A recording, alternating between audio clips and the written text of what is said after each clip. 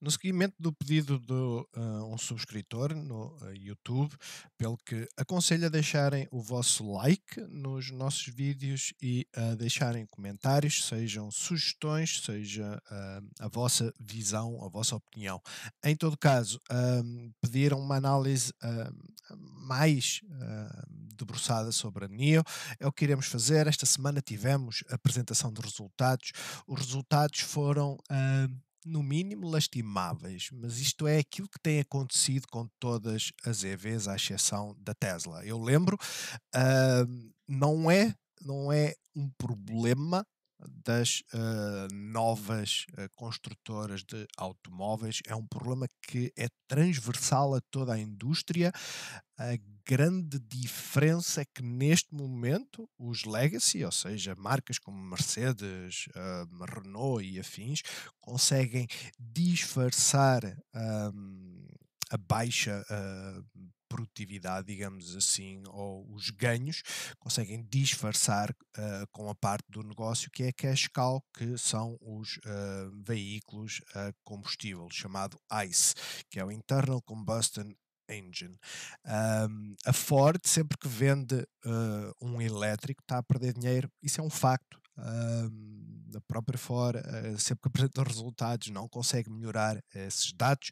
Agora, aquilo que se espera de uma empresa de crescimento como a NIO não é só uma questão de aumentar as vendas, é uma questão de quando se começa a produzir cada vez mais, aquilo que se espera é que as economias de escala, é o termo, a industrialização de um processo traga os custos para baixo. E no caso da NIO, não tem acontecido. Não deixa de ser verdade que a Tesla, sempre que baixa o preço ah, dos seus automóveis, não se esqueçam, em dezembro baixou o preço.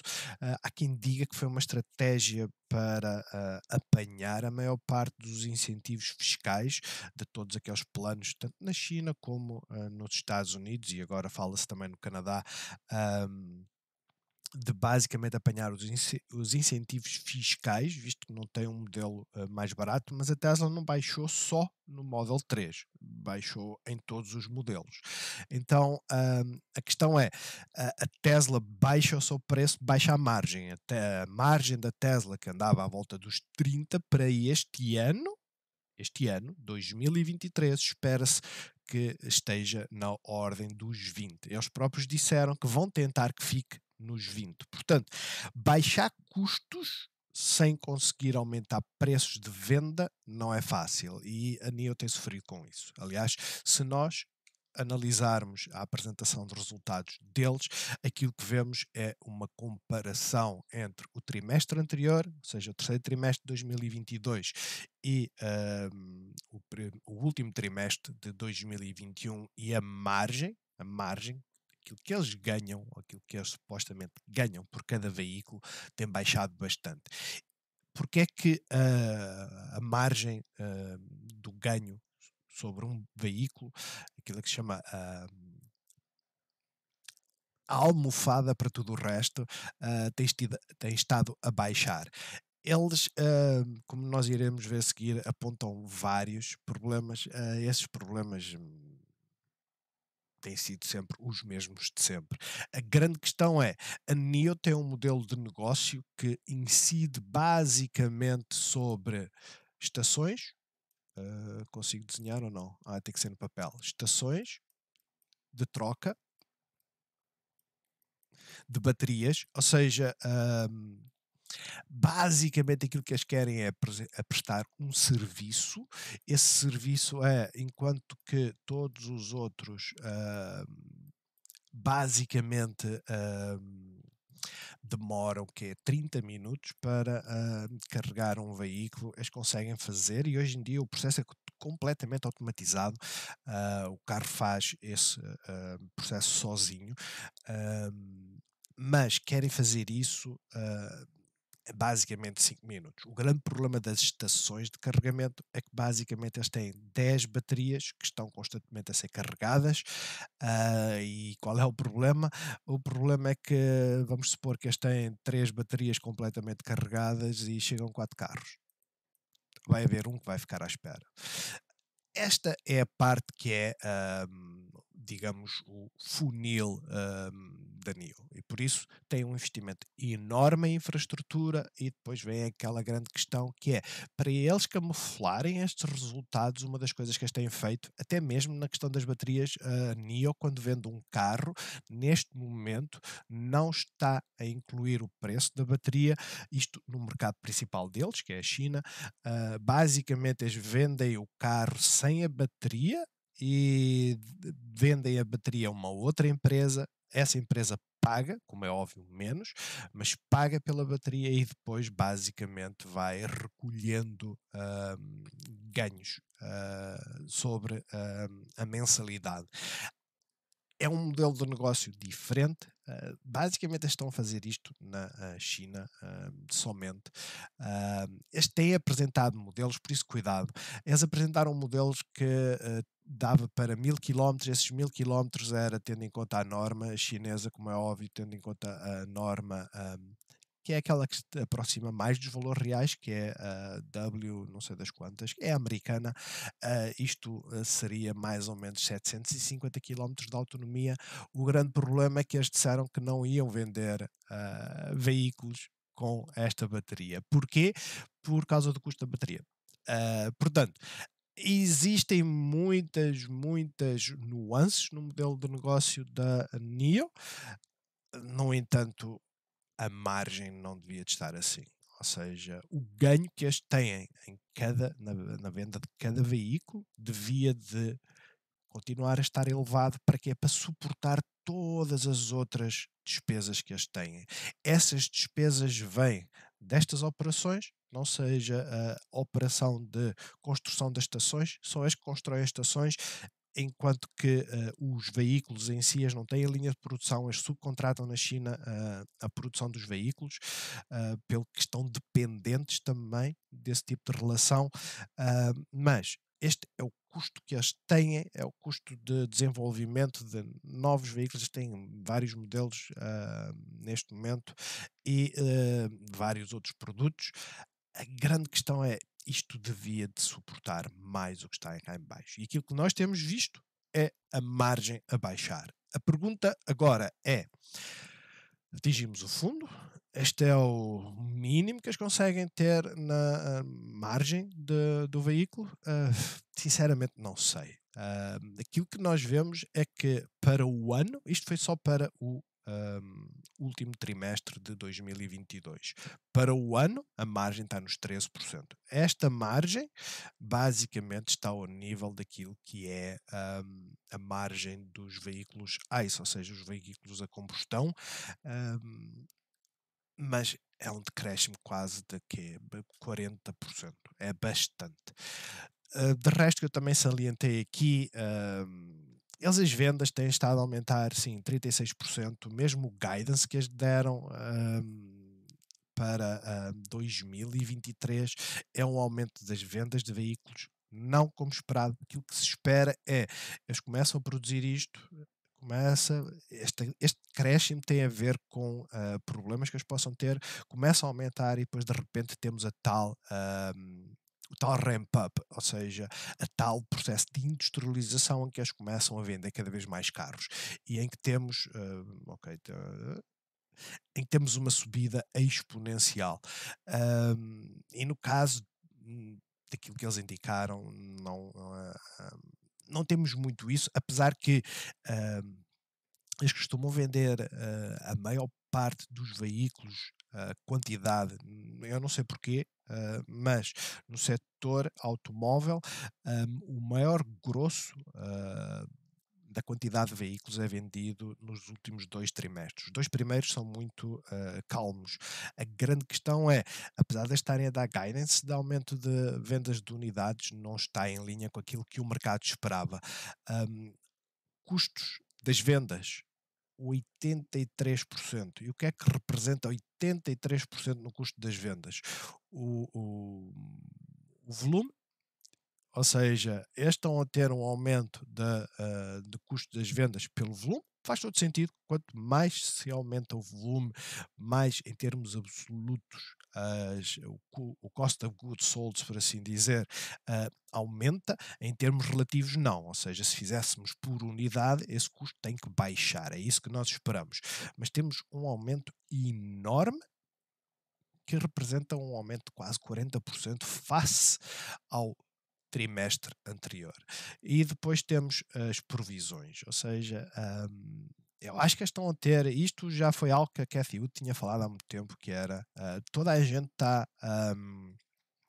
a fazer provisões, quantidades de inventário e depois não consegue gerir esse inventário. Principalmente nas tecnológicas, qual é o problema de ter inventários elevados? É que a tecnologia vai avançando e aquilo que eles têm de inventário está aqui em baixo. Portanto, é mais um problema que eles têm para reduzir e o custo das baterias. A Tesla, por exemplo, tem tentado fugir deste custo de baterias, apostando evitando os materiais raros e indo para baterias de ferro. Vamos ver o que é que dá. A grande questão é que para e eu volto a dizer, este trimestre, quarto trimestre, foi lastimável, estragaram tudo, porque se vocês forem a ver para o ano 2022 representou só um aumento de 50% e não um aumento brutal, isto é face a 2021, e não um aumento de 83% só num trimestre. De resto, tem aqui várias explicações que não acrescentam nada. O outlook para o primeiro trimestre de 2023 é basicamente um aumento de 20%. O mercado, e quando eu digo mercado são os analistas, falavam em 50 mil veículos a 40, ficou bastante abaixo. Isto aconteceu com a Lucid. A Lucid fez exatamente o mesmo, né? A Lucid, que é aquela desgraçada que de 20 mil passou para, e este ano creio que entregaram os tais 10 mil, e agora esperava-se que eles fizessem o tal ramp-up, e o que é que eles dizem? Não, vamos tentar entregar os mesmos 10 mil. E a Rivian, que está numa fase mais madura, por assim dizer. No entanto, para o ano continuam a dar um guidance de à volta de 50 mil unidades. Portanto, este é o grande problema de todas as construtoras, é a fase da produção. E por isso é que eu digo, atenção, para quem investe neste tipo de cotadas, tem que ter consciência. Vocês podem investir 1000 e daqui a um ano ter 100 ou zero. O limite é zero. Isto é o que pode acontecer.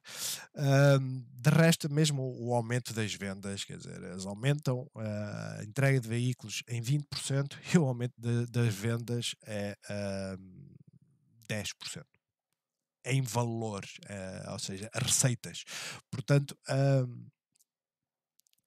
isto quer dizer que eles vão começar a vender carros com um valor inferior, baixa de preços ou aposta em modelos mais baratos. Posto isto, o mercado está a decorrer neste momento. Ontem tivemos a apresentação de resultados e ela não caiu praticamente nada. E porquê que eu digo que ela não caiu praticamente nada? Vocês comparam com a Rivians, que caiu numa apresentação de resultados 18%, a New não, 6%. 6% é um dia comum, como diz o outro.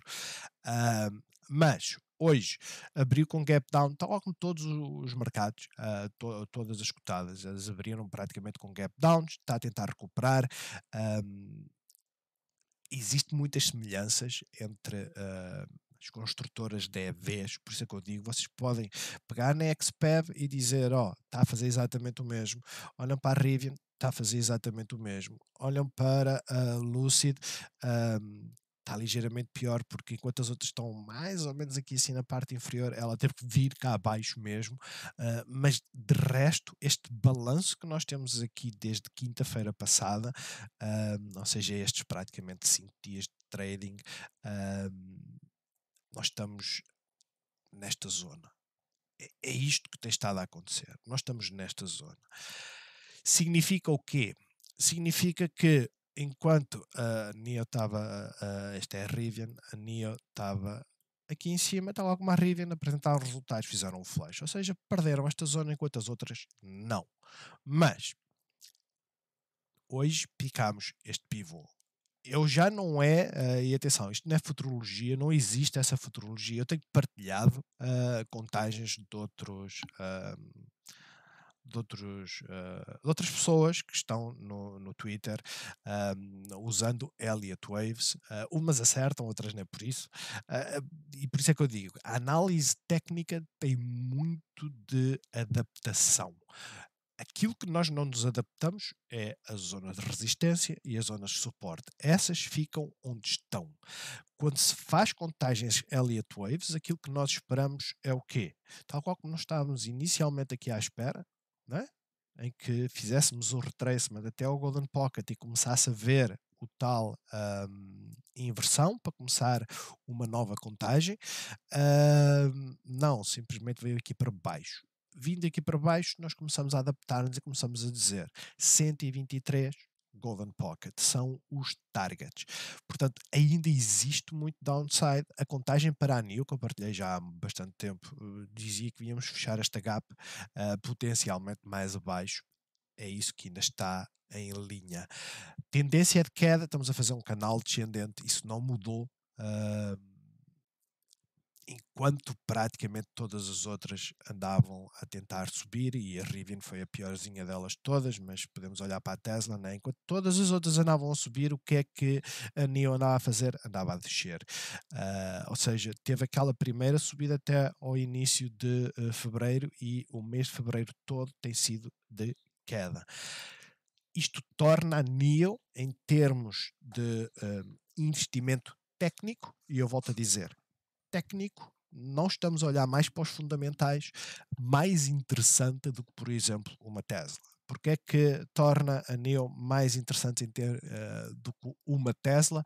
A Tesla hoje perdeu aqui a zona onde estava a fazer a tal acumulação ou distribuição. Ontem teve o dia de investidor. Eu tive 4 horas a ver aquela porra e só vos posso dizer que tédio. Que tédio. Chegou a um ponto que houve bastante negatividade no Twitter, e o Elon Musk começou o Q&A, ou seja, a fase de perguntas e respostas, a anunciar que sim senhora vão montar uma fábrica no México. E basicamente disse isso, eles não estavam à espera de o fazer. A questão é, as expectativas eram muito altas. Aquilo que se esperava era o anúncio das fábricas e o anúncio de um novo modelo. Um modelo que, no caso de todas estas elétricas, ninguém está a abranger. O mercado nos Estados Unidos, pelo menos, basicamente é isto. Depois tem aqui as fatias, né? Imaginem que isto está muito mal desenhado, é até meio, mas esta fatia é para carros acima dos 100 mil, vamos supor. Depois tem a dos 75 mil até aos 50, que representa isto tudo representa 25%, e depois tem aqui mais uma que representa um pedação, que é a dos 35 aos 50. E depois temos a maior parte dos 25 aos 35. E é isto que se espera, que estas é a vez, seja Tesla, seja NIO, seja XPEV, seja Lucid, apesar que a Lucid está orientada para outro setor, faça. Mas isto para dizer então o quê? NIO, em termos de downside, vamos comparar com a Tesla. Tesla neste momento está aqui, mas perdendo esta zona que está a testar a resistência, basicamente é isso que está a fazer, ou seja, está-nos a dar aquelas indicações de que vamos perder esta zona e vamos fechar a gap. Pelo menos esta gap está com uma potencial de queda de 25%. Isto é um potencial, não é garantido. Nós olhamos para a NIO e dizemos assim, até a gap, até este Golden Pocket, qual é o potencial? E o potencial é de 15, ou seja, bastante menor. O ganho potencial até à resistência, neste momento, seria mais ou menos aqui 8, 9%. Em termos de ganho, Tesla está praticamente igual. Ou seja, temos esta zona toda aqui, né? Primeiro o topo, mas olhando aqui para esta zona de resistência, temos praticamente o mesmo. Posto isto, em qual é que deveríamos apostar? No curto prazo, sem dúvida, em Teslas. Apesar da NIO estar a dar a entender que tem menos downside. Tão simples quanto isso. Agora, níveis para estarmos atentos, já que rompemos este pivô, agora temos este pivô, não há praticamente grande defesa deste lado. Eu posso colocar aqui esta linha nos 6 dólares, mas e já agora apanhar aqui a parte de topo, não há grandes defesas aqui, porque isto é basicamente quando ela lançou em 2019. Agora, a zona onde nós estamos, o grande suporte é realmente fechar a gap e começar a tentar inverter. O que é que nós devemos procurar? Como eu já vos disse, nós procuramos estruturas de inversão. Enquanto essa inversão não acontecer, não entrem nestas cotadas. Porquê? Porque elas mordem. E quando mordem, mordem a sério. Principalmente se vocês ficarem para a história dos resultados, né? Eu fiquei para a Rivian, passei de break-even para negativo, quanto? 15%, 17%, muito provavelmente. Um destes dias eu vou fechá-la. Eu tenho estado a olhar para a Rivian, ver se ela dá aquele sinal de fazer um breakout nas time frames mais pequeninas, entrar, reforçar, apanhar esse breakout e ir até à próxima resistência e vender tudo, para minimizar os prejuízos. Mas a grande questão é, se nós formos a analisar a NIO, ela tem aqui uma zona, nas time frames mais pequeninas, ela tem aqui uma zona que é uma zona de interesse, ou seja, estes 10,40 é uma zona de interesse, é uma zona de procura ou de oferta. Isto significa que temos um grande volume aqui, temos muita gente que está aqui presa, significa que se a cotada vier aqui acima, vai haver pressão de venda. Então existe um ganho potencial neste momento, no ponto onde ela está, vamos usar o ponto onde ela está, de basicamente 15 a 19%. Este é o ganho potencial. Este ganho potencial só vai dar origem a entradas quando eliminarmos esta parte.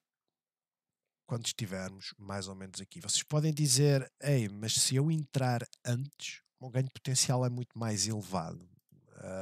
Ou seja, deixa de ser 5. E eu digo, têm toda a razão. Mas o dia em que, e temos que esperar pela estrutura, porque aquilo que nós procuramos sempre é basicamente fazer este movimento.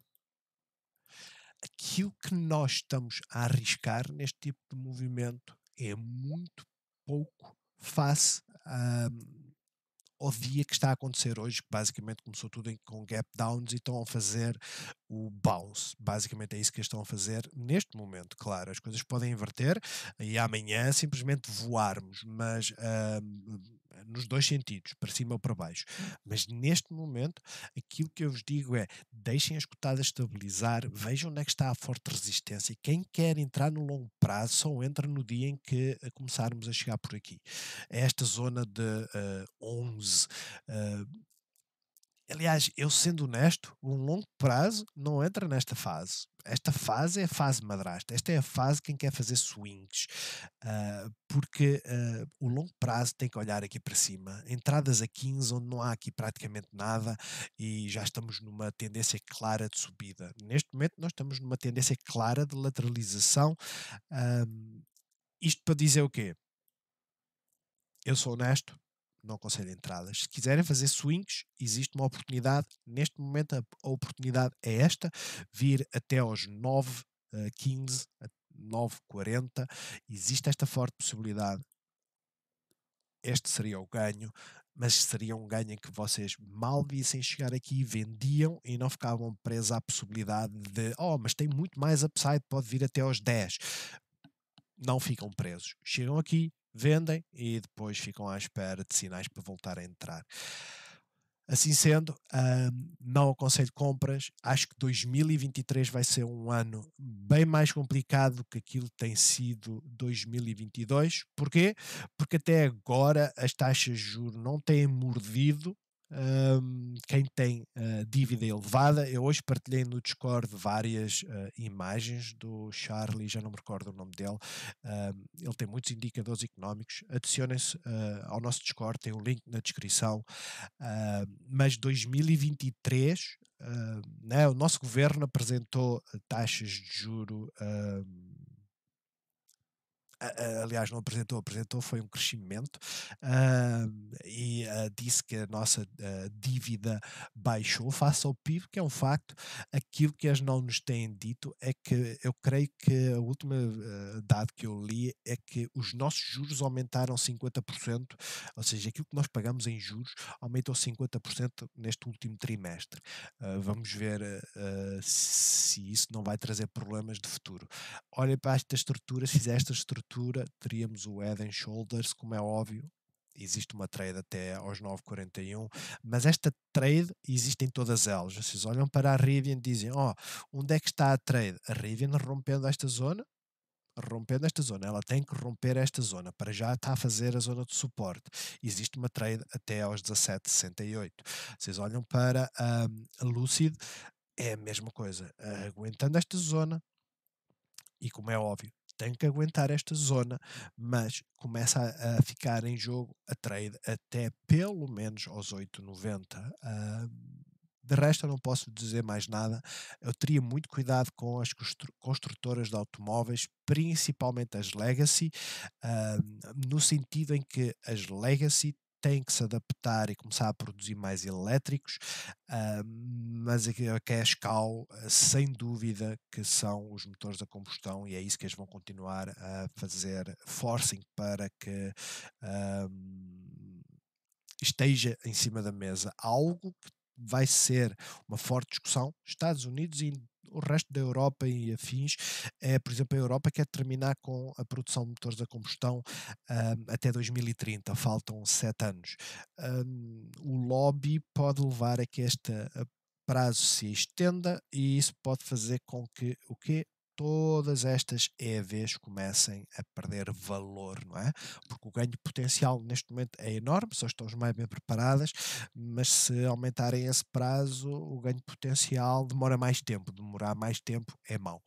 Bons negócios a todos e até à análise de hoje.